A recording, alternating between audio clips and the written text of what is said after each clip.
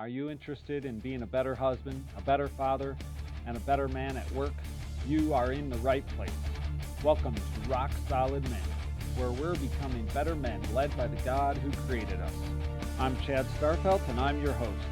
Join me for a weekly dose of truth as we seek to become better men of God. Today, I have a special guest, Pastor Bryan Wolfmueller, and he is going to share a little bit about what it looks like to be a man of God in our culture today. He's been podcasting for a long time. He's got a great YouTube channel by his own name as well that answers all kinds of biblical questions, and he gets a lot of views on there. He does a great job of sharing God's word and theology in a very fun, energetic way. And so we're going to chat today about just what it looks like to be a man of God today, kind of how love takes shape in different forms depending on the environment we're in, whether it's work or whether it's home or whether it's our relationship with our wife or our children or our neighbor.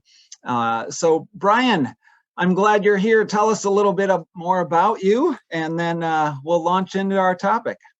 Sure. Thanks, Chad, for having me. A pastor at St. Paul and Jesus Deaf Lutheran Churches here in Austin, Texas. And my family lives here. We live in Round Rock, which is just north of Texas. So four kids, my wife, Carrie, and I, we've been here for about a year and a half now. Before that, we were in Colorado for 14 years. And I suppose that's good. So awesome. Texas. I lived there for 4 years in San Antonio. It's a great state if you like heat. Anyway, and no snow, which we had it was December 6th on Sunday, and we had a church picnic outside in the lawn. It was beautiful. Nice. Only in Texas can you schedule a picnic for in December. It's great. Right. And all the snowmobilers are mad up here because there's no snow. So there's the two ends of the spectrum. Yeah. Anyway, let's get into our topic today. What does it look like to love according to God's word in our culture today? It's one of the problems that I think we face is that there's so many biblical truths, so many Christian truths that sound in our minds or our imaginations very feminine. Like love, for example. I don't know why, but love sounds like a feminine virtue. And we think of what the manly virtues are. We think of courage and we think of wisdom maybe, or, but love, which is the fullness of God's commands, seems to us like, I don't know, we think of Valentine's Day and Cupid. We think it's mostly an emotional thing. Even the action word for love, charity, has a bit of a feminine thing to it. But that's our problem, not the Bible's problem. Right. So one of the things we want to remember is that there's different shapes of love. I think this is so helpful for me as I think about what does it mean to be a good neighbor? What does it mean to serve my neighbor? What does it mean to be called to love my neighbor and love the Lord? And that love takes different shapes. I think there's 5 factors that give shape to our love, and we can maybe talk through them. But maybe to introduce the idea is that, my love for my wife looks very different than my love for my kids, which looks very different than my love for the congregation at church, the parishioners, which looks different from my neighbors. I don't build a pulpit, and whenever my neighbors go into the backyard, I stand up there and preach to them. That's not how I love my neighbor. That's how I love the people at church. And the people at church love me different than I love them. I stand up and preach, and they do their best to stay awake and listen. So that there's a different shape of love. If someone takes me out to buy shoes, I say, hey, now wait a minute. Something's wrong. That's what the love that looks like with me and my kids, but not with me and the stranger. Right. So if we can begin with this idea that love has different shapes depending on our different relationships that we're in, that's a really good start into recovering I would maybe say like this, some of the more masculine elements or some of the more manly elements of love. There's a manly shape of love. So that and just to say, like, this is a kind of an amazing thing. When a soldier marches out to war, that's an act of love. Yeah, that's an act of love for their neighbor. Mm-hmm. And so this is good. We want to start recovering the word love because it's been attacked, it's been abused, it's like the Trojan horse for a lot of the really bad political decisions that have happened lately. The free choice to love and love wins and all this kind of sloganeering. And so it's good for us to kind of circle back around and look at these different shapes of love. I think that's so great, because love can be and should be a masculine thing as well. Jesus certainly loved, and it wasn't just just the women in his life. He loved Peter, James, and John, his closest disciples. He called us to love, and that example of being in the military and the passion guys have for loving their country, loving their spouse and their kids. And many times maybe it comes in a different form than it would as a woman. Maybe a woman gives a gift, or a woman cuddles up and gives the kids a hug, and maybe ours is more in the form of defending, more in the form of providing, that sort of thing. But I think that is very helpful. There is a tenderness to love. So there's a fatherly tenderness. There's a husbandly tenderness. There's a neighborly kindness. So one of the marks of Christian love is gentleness, and we don't want to miss that as well. But there's also, there's an edge to it as well. There's a strength behind it. In fact, the sort of tenderness of the command, for example, that Paul gives us, that husbands would die for their wives and would care for them with this affection and this compassion, is there's a strength behind it, and that strength, as it shows up in that gentleness, is really profound. So I'm going to run this by you, Chad, and see what you think. I think there's 5 things that give shape to our love. So whenever we say, okay, I know I'm commanded to love, but what does that love look like? These are the 5 questions that we ask to figure out the shape of love. Number 1, what is the commandments? So if my love is, if I think love looks like breaking a commandment of God, that's not love. Right. So this right away addresses, the kids in the youth group that come up and say, well, hey, I got a girlfriend. We're not married, but I love her. No, this 10 commandments tell you what love is. That's not whatever you're thinking about. That's not love. Getting married, that might be love, but whatever you're thinking, that's not love. So 10 commandments put boundaries around love. Number 2, our different vocations give the shape of love. So we talked about it before. Parents love their children different than children love their parents. So what's your vocation and calling in life? Are you a worker or are you a boss? And the way a worker loves their boss is different than the way the boss loves the worker. So so what's your vocation? Number 3, what's your neighbor's need? This is where we get to the Good Samaritan, where the guy was dead on the side of the road. Look, love is going to look like scooping him up and taking him to the inn and taking care of him, especially in emergency situations. But what does my neighbor need is the next question because love is going to serve a real and true need. Number 4, what's my ability? Now, this is an important question for love. In other words, what am I good at? Am I good at lifting heavy things, or am I good at writing pretty words, or am I good at painting houses, or am I good at baking bread? So how I can shape my life to love my neighbor does have a lot to do with what am I good at? What are my abilities? But that's the 4th question. That's the first question we normally ask, like, what do I want to do when I go to school? Well, what are you good at? Are you good at math? You good at literature? You good at history? You good at laying bricks? You good at managing audio? Or what are you good at? But we want to put that in service to the Lord and to the neighbor and our vocation and so forth. But that's a part of it. What am I good at? And then the 5th question, this is a new one that I've added to the list, is love also takes shape according to my neighbor's sin.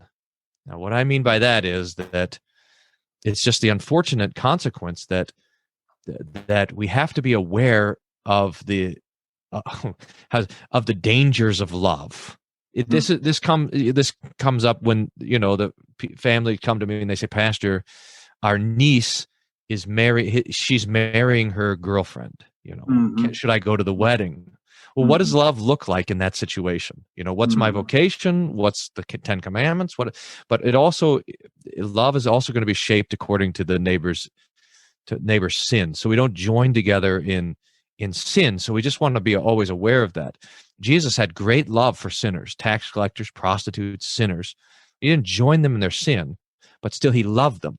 So love is aware of all of those things. And I think if we think of those 5 things, then we can start to say, okay, now what does my love actually look like?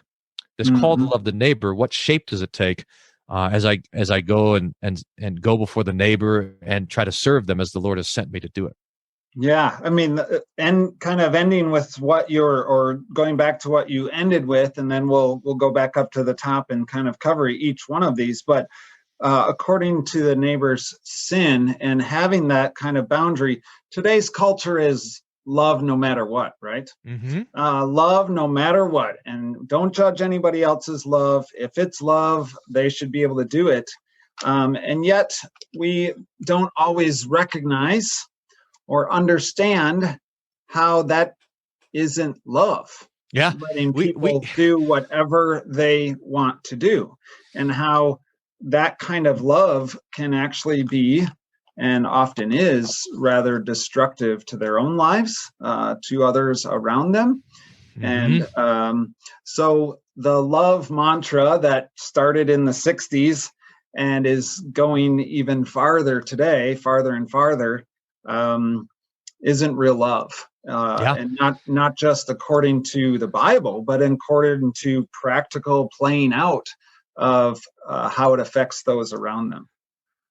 Yeah, that's right. It's so that's confusing love for desire or lust even. And it's a fundamental mistake in our own culture. Perhaps we all understand it, but this idea that you can't critique my strong desires is just, I mean, you just have to say it and then realize, oh, wait a minute, that's not right. Mm-hmm. If I really love like licking people's tires, and I'm out, you're like, where's Pastor Wolfmueller? Oh, he's out licking tires again. Brian, we are. Yeah, and you got to say, hey, buddy, you love the wrong thing. Yes. I mean, that there was a story. I saw this news story. You think you're making this stuff up. I saw a news story about someone who was going around neighborhoods licking people's doorknobs. Wow. This is pre-COVID, Yeah, that's right. Okay. All right. You're going around licking door, and they would catch this person like on their Ring doorbell. And here's the video. The person comes up, they look around, and then like in the middle of the night, 3:00, and they lick the door. Whoa. Now this person's gonna say, hey, who are you to tell me? Yes. I love licking doorknobs. Who are you to tell me that I can't go and lick doorknobs? Well, the answer is I'm a sane human being, and the capacity to critique what we love is the basic moral instinct. And we know that. Like if you love stealing people's money, you love punching people in the face or whatever, you come along and say, wait, wrong love. Problem is when it comes to this idea of, we have this delusion that expressing ourselves according to our various lusts, catering to our own sexual fulfillment is how to become a realized, actualized human being. Because we've embraced that lie, that fundamental lie, then we say, if my lust has anything to do with intimacy, then you can't critique it. That's just, that's stupidity. I mean, that's like a hole in the head, it's just, but we get away with it because, I don't know, I suppose it aids in our self-justification. We're like, hey, I like to do things I like to do. And if I can convince everyone else that it's all right, then I don't have to feel bad about it.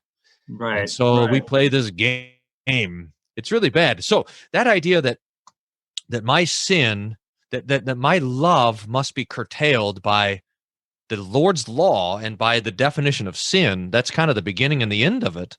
And so we can't play this trick. It's like, well, we use love as an excuse to sin ourselves or to join in other people's sins. If it's sinful, it's not loving. Those stand against each other. They're in opposition. Right. So the first 3 commandments focus on our love for the Lord. Love the Lord your God above all other gods. Honor the Sabbath day. Do not take his name in vain. And then all those for others. Don't steal. Don't covet. Don't commit adultery is a love that's not just intended as being a boundary for God to be mean to us or strict to us or ruin our teenage life and hormones, but it's to protect us, like all the commandments are there for, really to protect us and help us love in a helpful way. Yep. That's exactly right. Now and see how the devil wants to use it is to use love against the commandments. It's like the heresy two-step. This is you take the command of God, but then you make it an abstraction, and then you wiggle around in it. You just step back. So this happens all the time. It's like, well, the commandments really mean we should love, and now I got the command to love, so that I can use that to break the commandments. That's an abuse of the law.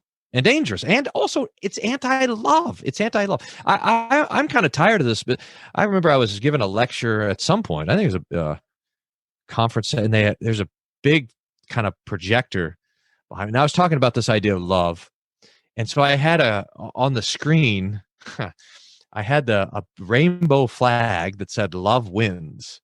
And a friend of mine took a picture of me, standing in front of the big rainbow flag with "Love Wins" standing up there. And he took a picture and he says, now I've got, bribery. I'm just going to post this on the internet and say, what do you think Pastor Wolfmueller was talking about? But I'm tired of the idea. The idea of, we worship the God who says, I am love. Right. And yet now the Christian has to be called the hater. We're defined by hate, as if that's what the Bible is about. No. You can't use love against the commandments. It's weaponized love, and it's dangerous. It's deadly, really. Yeah. A few months ago at our food bank that we serve once a month on Saturdays, I talked to a transgender. She was originally a male, now a female. And she was so upset. I asked after a short devotion, is there anyone who would like prayer, anyone who has any questions? And she called me over and said, why do Christians hate transgenders? Why do Christians hate homosexuals? And I said, we don't. And she said, oh, yes, you do. I was attacked by a priest when I was picketing in front of an abortion clinic to be pro-choice, and I was attacked and I was called names, and he did all these horrible things to me, or said all these horrible things to me. And Jesus is all about love. And I said, well, you're half true with that last statement. Jesus has love and righteousness.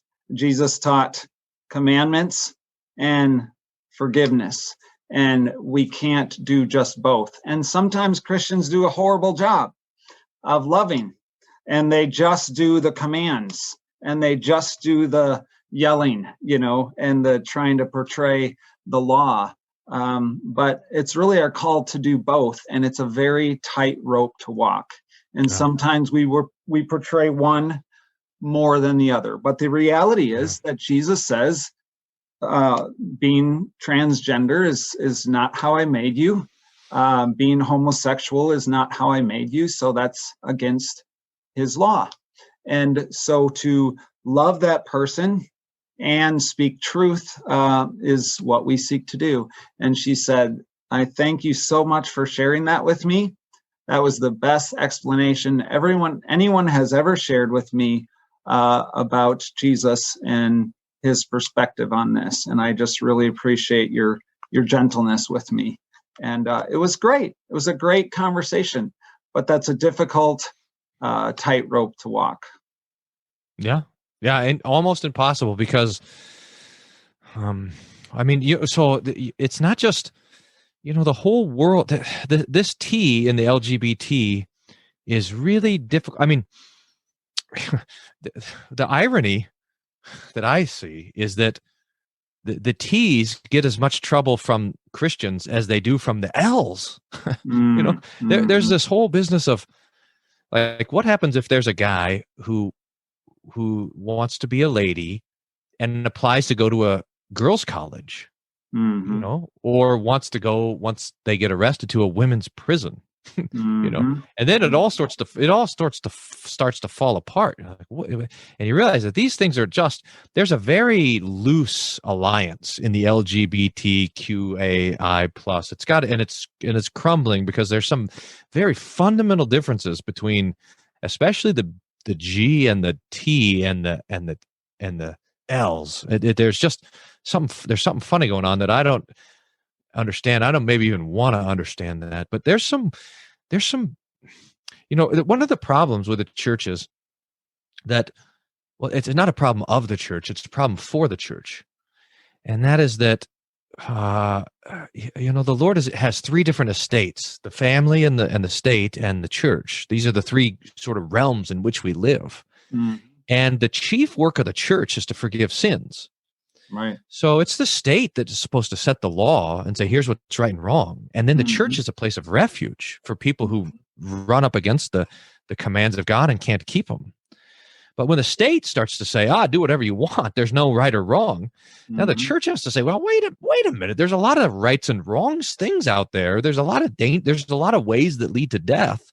And so the church has to do all this preaching of the law, which was, it's supposed to be helped by the state and the family. When it's not done, then, we seem like the bad guys. And we're like, hey, look, by the way, we're the only place that you can go to hear that God loves you and that Christ died for you. But the big problem is when you start claiming that there's something about you that doesn't need dying for. That's exactly. There's very few other sins that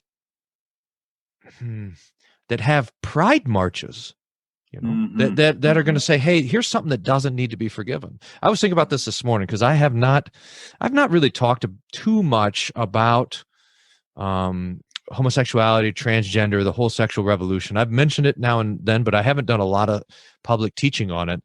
But it keeps coming up. In fact, I saw this morning 4 or 5 comments just in the YouTube comments that I feeds on all my videos about this question of how, I think one of the guys said that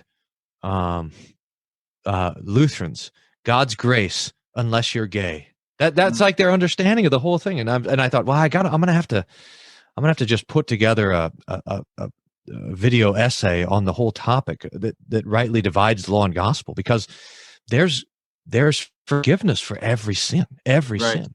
Right. The danger is when you say, I don't want forgiveness. I want to be accepted this way, and you have to accept me this way. I don't think it's even a sin. That's the bigger problem. And unfortunately, I think this is the issue that is driving people away from the church more than ever today. This crazy truth, driving our young adults away, driving even some of our older people. We've had people leave our church recently over this teaching. And I just really want to go back to Jesus has both law and gospel. Jesus has both love and boundaries. He has mercy and forgiveness and commandments.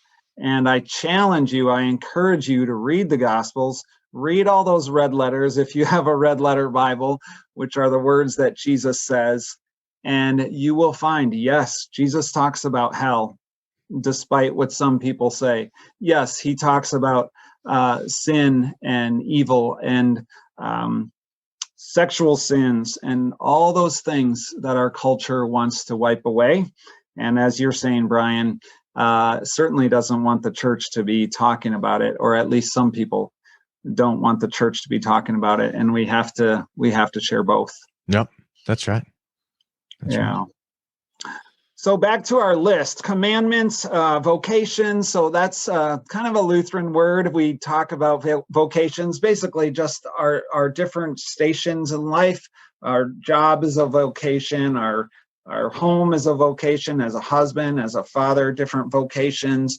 You might serve in a community role. That is another vocation of yours. All part of what it means to love our neighbor, love as one of God's children. You want to share?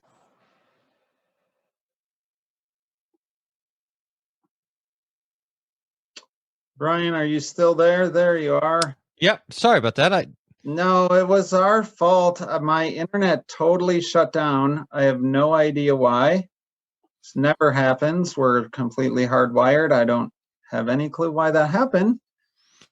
The last word I heard you say was vocation.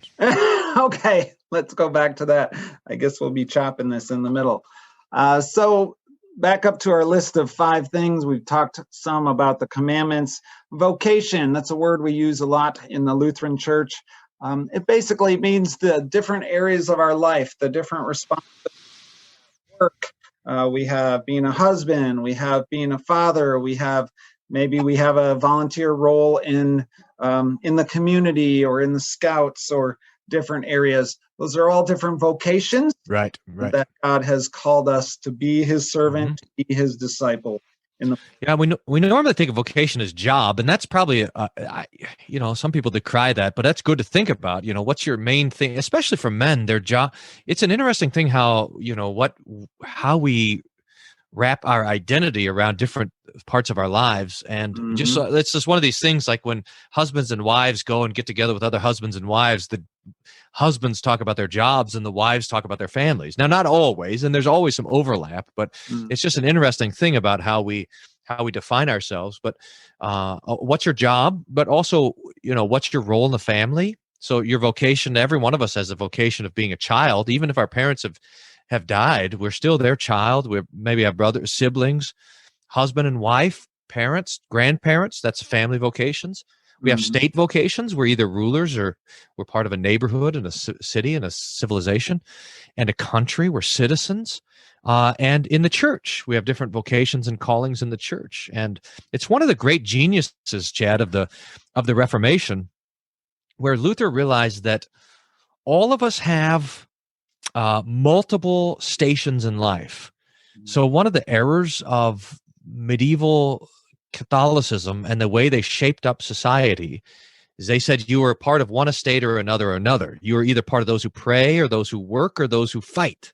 And if you look up the 3 estates, like on Google, it says French Revolution, those who pray, those who work, those who fight. And these were classes of people, and you were one or the other. So like if you became part of those who pray, the monastery, you had to leave the family, vow of chastity. You had to leave the workplace, vow of poverty. You had to leave your parents, vow of obedience. You had to leave the state. You couldn't take up arms. You were a pacifist. So that you were part of one or the other. And Luther comes along and says, no. These estates overlap. Right. We're all part of the estate of the church and the state of the state and the estate of the family. We all have these various vocations, which means that we wear different hats. That's the picture we use. Like sometimes I wear the dad hat, sometimes I wear the pastor hat, sometimes I wear the husband hat. We all wear different hats all throughout our day, and it's an important thing for us to consider these different vocations and to know that it's not just the ones at church that please God. God has instituted also the home. He's pleased when we care for our families. He's pleased when we go to church. So the Lord has created all these different estates, and that's helpful to recognize. And it is our responsibility to be Christian, right? In all of those realms, to live out our life. We recently had some members leave because they said some of our members don't speak very godly on Facebook. And they said, we understand that you have no control of this. But this is a good example, I think. Okay, so we have this new vocation of our social media life. And certainly that is not what Luther ever thought of. That's not a vocation that most people handle well. No, and so basically they were being criticized by some. I can't believe you go to church with people that talk like that on Facebook. This was right around the election time, so I'm sure they were on opposing ends of the political view. And, I've been very tempted to say to our congregation, and I still probably should, you're still a Christian on Facebook. You are representing Shepherd of the Hills Lutheran Church, Greenville, Wisconsin, when you are on Facebook. God is watching you when you're on Facebook. We should have a little meme of the pastor with his eyes looking up at the post, be like, I'm reading this, what? Right. But it was very interesting. I mean, that actually tipped someone, along with some other things, to leave the church. They didn't feel like They wanted to be Amazing. associated. Yeah, I mean, we with probably stuff should like that. remember that the person sitting next to us is a sinner. Right. We should probably hope that they remember that the person they're sitting next to is also a sinner. Exactly. We got to bear with one another. And politics, man, it's Yeah. like this brings out the worst in people. That Just it go does. nuts. I mean, it's good to have strong political feel, but it's so social media has really, brought out the Wolverine knives in people, and we forget that there's another person on the other side of the thing. That's how on YouTube every once in a while someone will just make fun of me, like that guy's got a huge nose or what. I'm like, well, thanks for taking the time to insult me, taking precious time out of your day where you could have been doing so many constructive things, but you were so kind as to take that time to insult the way I look. I just really appreciate that. Right. But it's like there's like person over here. So we forget that so easily. And or the other danger on social media is we become the PR masters of our own cultivated image, as if we're some sort of superstar, and you got someone who's always touching up the photos, so you're like creating a museum. It's like it's so narcissistic. It's like here's a museum with all these paintings of my own face. It's just it does not bring out the best in people. I don't know if of course we'll be able to overcome it. But the church, the Lord promises that the church will stand. But the temptation of, the temptation of being able to put a picture of yourself so that,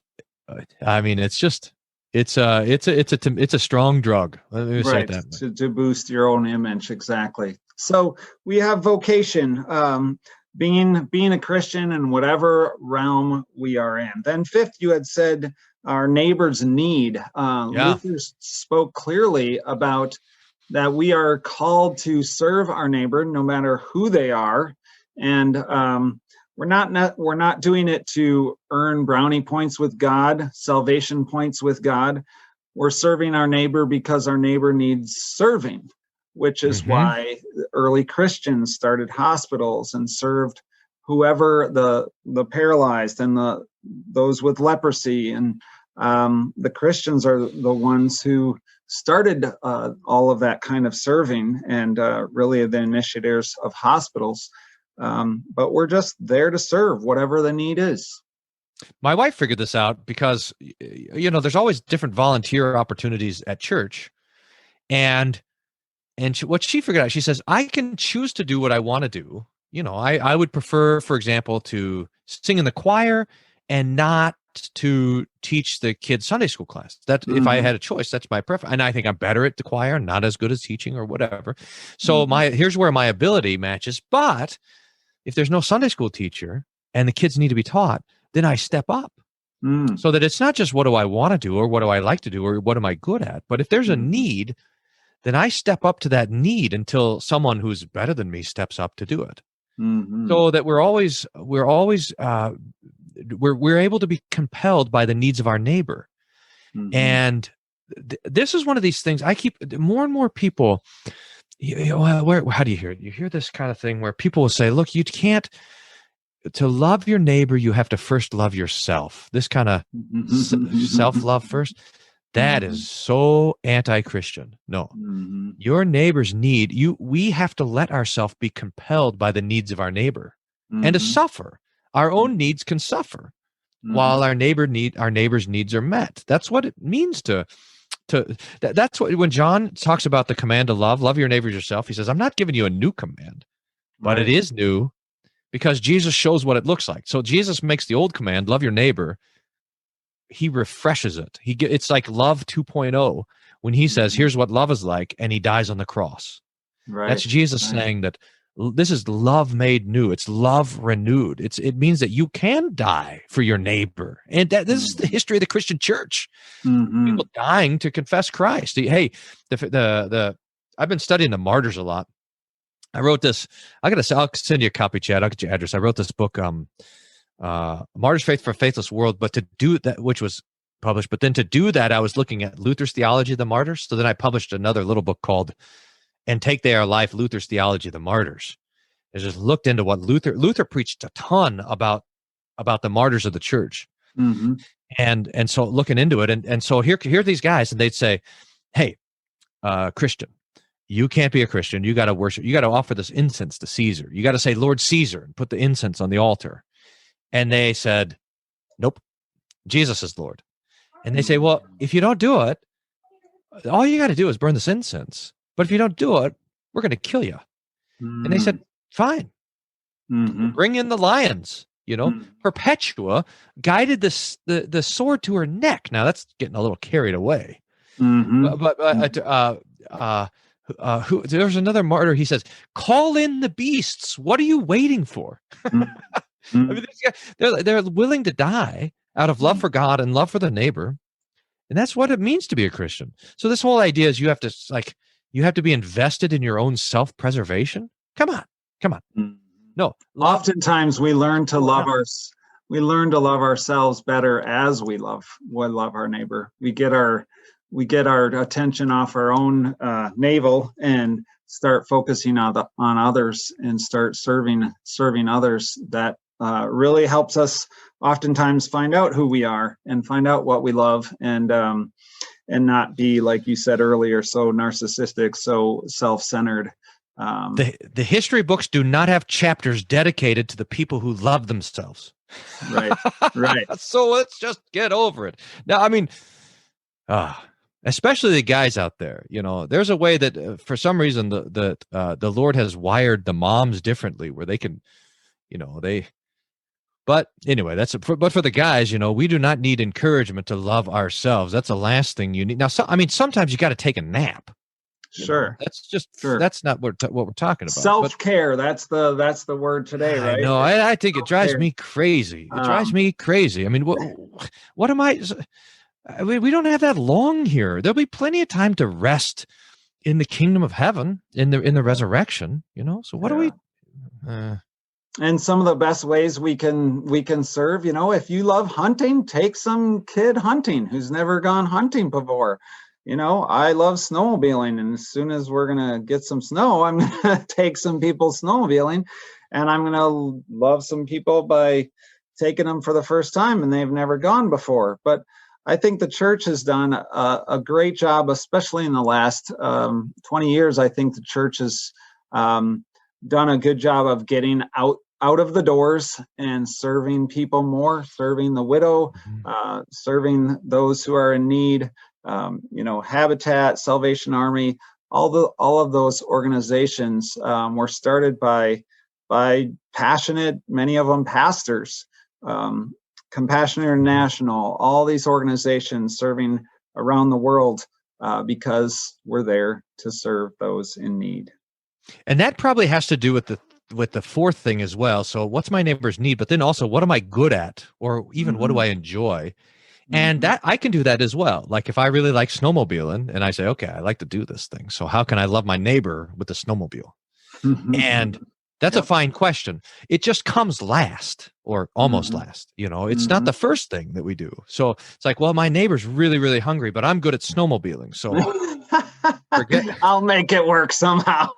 Maybe I guess you can deliver food in the snow or something, but I'll give them a granola bar while we go snowmobiling. Yeah, that's right. So so it's just we got to keep it in we got to keep our priorities in order too. So my love can be shaped by the needs of my neighbor, but also it's important that vocation is first as well, because you see this a lot. People they're kind of drawn away from their family to serve the church or to serve their neighborhood or whatever, and they they neglect the love of their first neighbor, of their wife and their kids. Right. So that's why vocation is above the needs of the neighbor. I mean, sometimes in an emergency situation, the need of the neighbor rises to the top, Good Samaritan style, car crash style. When you come across a car crash, it doesn't matter if you're late to the whatever, you tend to the injured and so forth. But normally it's I got to love my nearest neighbors first, because no one else is going to do it. There's only one dad for Hannah and Andrew and Daniel and Isaac, and there's only one husband for Carrie. If I don't do that love, then nobody else does. Right. So there's no redundancy built in to well, there's a little bit, but there's very little redundancy built into the home. And this There's abilities thing, redundancy built into the neighborhood. right? This abilities thing often as guys can be very focused on work. Many guys obviously want to be successful at work, and many times feel more successful at work than they do at home. If there's conflicts with their wife, or especially maybe when the kids are really little and you maybe have a hard time connecting with them, and we have to be disciplined enough to make sure our first responsibility of our family doesn't get neglected when we're feeling very successful at work and we get a lot of accolades at work and our abilities are thriving at work, but maybe not so much at home. We need to do the hard work of loving our wife and kids and figuring out how to do that in Indeed. whatever station time in life you're in. Yeah, indeed. Yeah. So lastly, we talked about commandments, vocation, serving our neighbor's needs, using our abilities, your gifts, and then according to the neighbor's sin.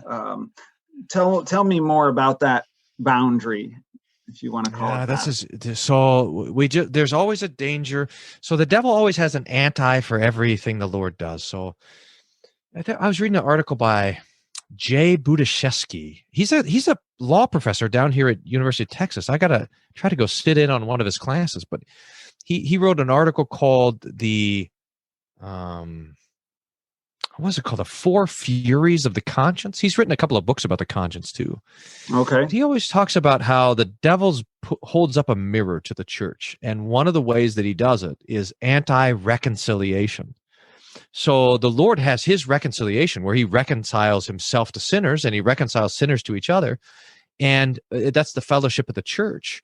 And the devil has a mirror image of that, where he wants to have a fellowship of sin. It's the Psalm 1 thing, sitting in the seat of scoffers and standing in the company of sinners and walking on the way of transgressors and so forth. And so the devil wants us to have this fellowship of sin. And if you go so it's this thing to be very careful about, is that sinners always want other people to join them in their sin. There's an evangelistic nature to sin. So you just find it at the bar. It's easier to be drunk when everyone else around you is drunk. If everyone else is sober and you're sitting there in the middle getting wasted, you feel kind of funny about it. But if everyone else is joining you in that, then it makes that easier. So sin is always looking for fellowship. So we got to be careful about that. We always want to be caring for the sinner, but at the same time, we don't want to join in, and we don't want to join with them. Peter says that they marvel that you don't join. How does he say that? In their flood of debauchery. So that's a beautiful verse. It's pretty poetic. I can't remember it now. I got sick this summer, and now I got mad cow disease. I had COVID, and so my your memory isn't the same, huh? Well, it goes back to the phrase, we want to be in the world but not of it, right? We don't want to be so heavenly bound we're no earthly good. We certainly want to be in the world, be able to relate with those in the world, but not be of the world and not fall into all of their teaching and their philosophy, and doing what they think is right. We want to do what the Lord says is right and what God's word says is right. And that should be our guide. If that's not our guide, then we're making it up. Yep. If God's word isn't our guide, then we're going on whoever the latest speaker is, the latest author, the latest famous book writer, and those people come and go. But Jesus seems to just stay for centuries, and his word is true. And so that's what we want to follow. Yeah, that's exactly right. So we're always bound to the Lord's word and his commandment, and we want to love people but not participate in the sin. Again, this also is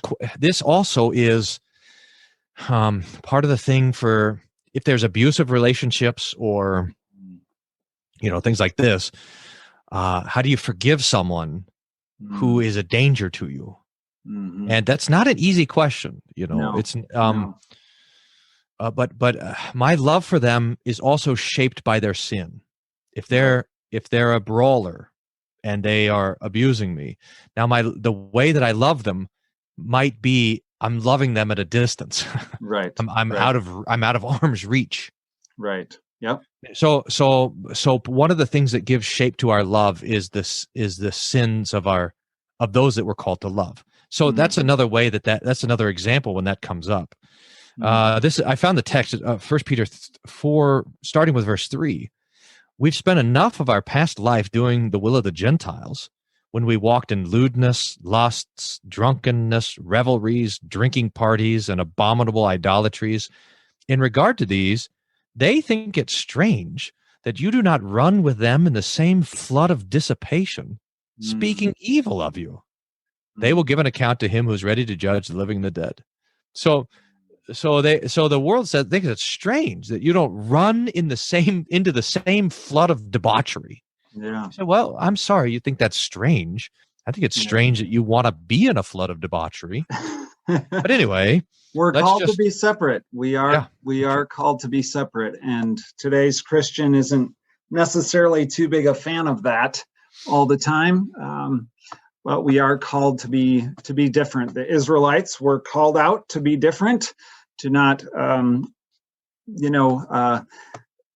marry within other tribes and worship other gods and all of that. They were called to be the light, the example, and we as well are the new Israel, and we are called to be that light and be separate, and yet still be an example in the world as well. Yep, exactly.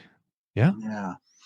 Well, thanks so much, Bryan. This has been loads of fun as we talk about just what it looks like to be a man today, to be a Christian man today, and these 5 frameworks of what it means to love in a godly way, in a manly way, with following his commands in all of our vocations, serving our neighbor, using our abilities, and then lastly, under the framework of still God's word and not caving to our neighbor's sin.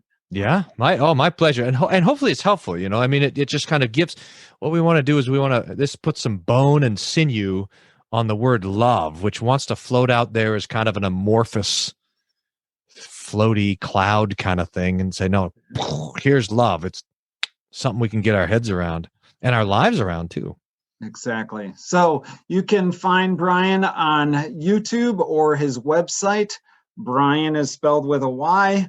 Wolfmueller is spelled with a U, and would love for you to connect with his YouTube channel, or you can find out more about him and his podcasts and his books he's written and other things on his website.